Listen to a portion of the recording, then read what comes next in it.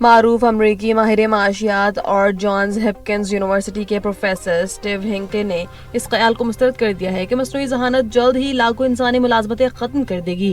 ان کے مطابق اے آئی کے لیے بجلی، پانی اور ڈیٹا سینٹرز کی مد میں بے پناہ بنیادی اخراجات درکار ہیں، اس لیے کمپنیاں تب تک انسانوں کی جگہ اے آئی کو نہیں لائیں گی جب تک یہ تنخواہوں سے سستا متبادل ثابت نہ ہو۔ ہینکے نے بتایا کہ ٹیک کمپنیاں رواں سال اے آئی انفراسٹرکچر پر $700 ارب خرچ کر رہی ہیں، جو 2027 تک $1 کھرب تک پہنچ سکتے ہیں۔ دوسری جانب ایلون مسک اے آئی کو مفت کے قریب لانے اور عالمی بنیادی آمدن کی حمایت کر رہے ہیں، جبکہ مائیکل بری جیسے ماہرین نے اے آئی میں غیر معمولی اخراجات پر تحفظات کا اظہار کیا ہے۔ ملک بھر میں روئی کی قیمتوں میں تیزی کا رجحان مسلسل برقرار ہے، جہاں تازہ ترین اضافے کے بعد روئی کی قیمت میں مزید $500 فی من کا اضافہ ریکارڈ کیا گیا ہے۔ ای جی ایف احسان الحق کے مطابق گزشتہ ایک ہفتے کے دوران روئی کی قیمت میں مجموعی طور پر $400 سے $500 فی من کا اضافہ ہوا ہے، جس کے بعد پنجاب میں روئی قیمت $19,300 اور سندھ میں $18,400 فی من تک پہنچ گئی ہے۔ مارکیٹ ذرائع اور ماہرین کا کہنا ہے کہ آنے والے دنوں میں بھی روئی کی قیمتوں میں مزید اتار چڑھاؤ کا امکان موجود ہے۔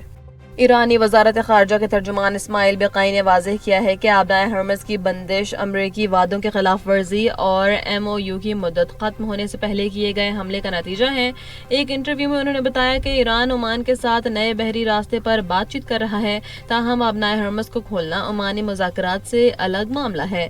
انہوں نے امریکی دھمکیوں کو نفسیاتی جنگ قرار دیا اور بتایا کہ برطانیہ، بلغاریہ اور یوکرین نے جنگ میں شامل نہ ہونے کی یقین دہانی کرائی ہے۔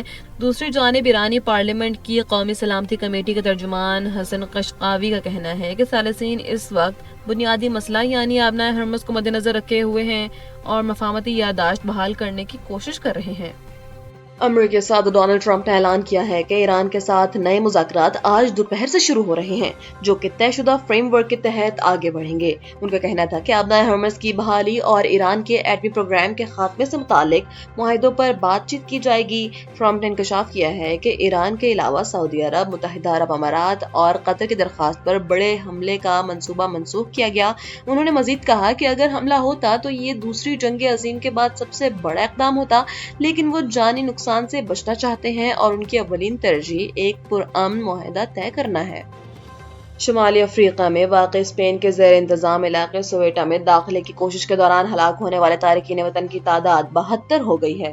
مقامی حکام کے مطابق یہ ہلاکتیں کشتیاں ڈوبنے اور سرحدی باڑ کے قریب بھگدڑ مچنے سے ہوئیں۔ رپورٹس کے مطابق مراکش کے راستے زمینی اور سمندری ذریعے سے 60,000 سے زائد تارکین وطن سویٹا میں داخل ہوئے، جن میں سے اکثر رضاکارانہ طور پر واپس بھیجے جا چکے ہیں۔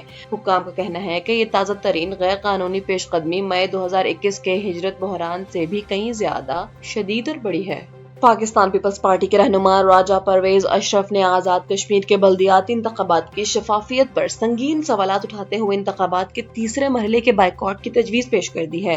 اسلام آباد میں شیری رحمان اور دیگر رہنماؤں کے ہمراہ پریس کانفرنس کرتے ہوئے ان کا کہنا تھا کہ الیکشن کمیشن نون لیگ کے زیر اثر ہے اور دھاندلی کے باعث موجودہ نتائج جعلی ہیں۔ انہوں نے الزام عائد کیا کہ قائم مقام صدر چودھری لطیف اکبر پر حملہ کیا گیا اور پیپلز پارٹی کے جیالوں پر تشدد کے علاوہ ایک کارکن کو قتل بھی کیا گیا۔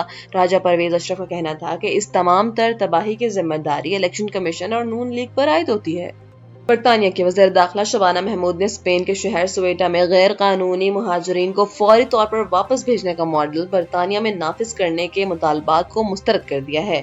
برطانوی اخبار دی ٹیلی گراف کو انٹرویو دیتے ہوئے ان کا کہنا تھا کہ انگلش چینل کے ذریعے ہونے والی غیر قانونی آمد کی نوعیت اسپین اور مراکش کی زمینی سرحد سے بالکل مختلف ہے۔ شبانہ محمود نے وضاحت کی کہ سویٹا میں مخصوص زمینی سرحد اور دو طرفہ معاہدہ موجود ہے، جبکہ برطانیہ کو انگلش چینل میں آسانی اسمگلروں کے پیچیدہ اور منظم نیٹ ورکس کا سامنا ہے، جہاں فرانسیسی اور برطانوی سمندری حدود کی وجہ سے کارروائی زیادہ مشکل ہے۔ پاکستان میں ایرانی سفیر رضا امیری مقدم نے دونوں ممالک کے دیرینہ تعلقات کو دماوند اور K2 کی چوٹیوں کے جیسا بلند قرار دیا ہے۔ سوشل میڈیا پر جاری اپنے ایک بیان میں انہوں نے کہا کہ صدیوں پر محیط، مشترکہ تاریخ، تہذیب اور ثقافت سے جڑے پاکستان اور ایران کے دو طرفہ تعلقات ہر آزمائش میں پورا اترے ہیں اور گزشتہ 2 سالوں میں پائیداری کے ایک نئے دور میں داخل ہو چکے ہیں۔ ایرانی سفیر نے عزم ظاہر کیا ہے کہ کوئی بھی بیرونی عنصر یا چیلنج دونوں برادر اسلامی ممالک کے بھائی بھائی چارے کو کمزور نہیں کر سکتا۔ یہ دوستی پورے خطے کے لیے اچھی ہمسائیگی کی اعلیٰ مثال ثابت ہوگی۔